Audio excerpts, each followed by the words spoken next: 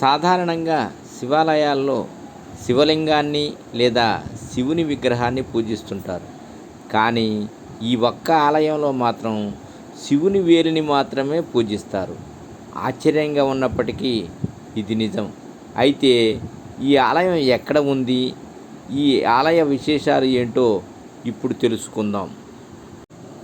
ఈ ఆలయం పేరు అచలేశ్వర్ మహాదేవ్ ఆలయం.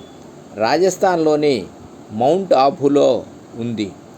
ఈ ఆలయం గురించి శివపురాణం, స్కంద పురాణంలోనూ ప్రస్తావించారు. వశిష్ఠ ముని తపస్సు చేసిన ప్రదేశంలో ఈ ఆలయం ఉంది.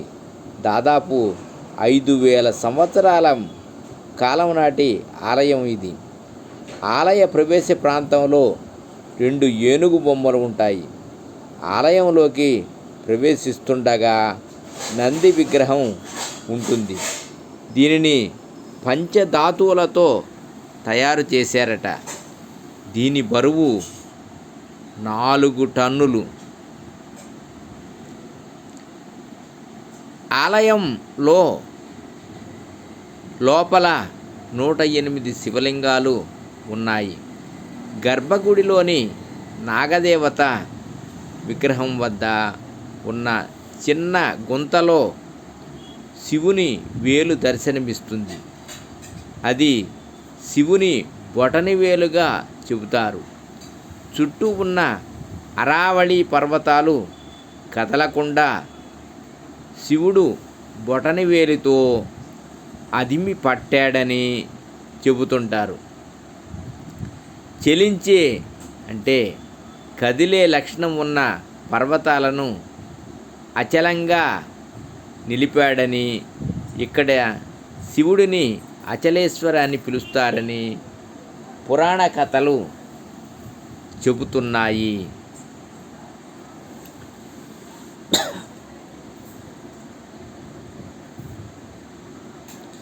అలాగే ఆ చిన్న గుంతలో ఎన్ని నీళ్లు పోసినా కూడా నిండదట. ఇదే ఆలయంలో కాలభైరవుడి గుడి కూడా ఉంది. ఈ ఆలయ పూజారి వివరణ ప్రకారం 5000 సంవత్సరాల క్రితం ఇంద్రుడు బ్రహ్మదేవుడి చేత ఈ గుంత తవ్వించారట. వశిష్ఠ ఆశ్రమంలో నివసించే ఓ ఆవు మాటి మాటికి ఈ గుంతలో పడిపోతుండేదట.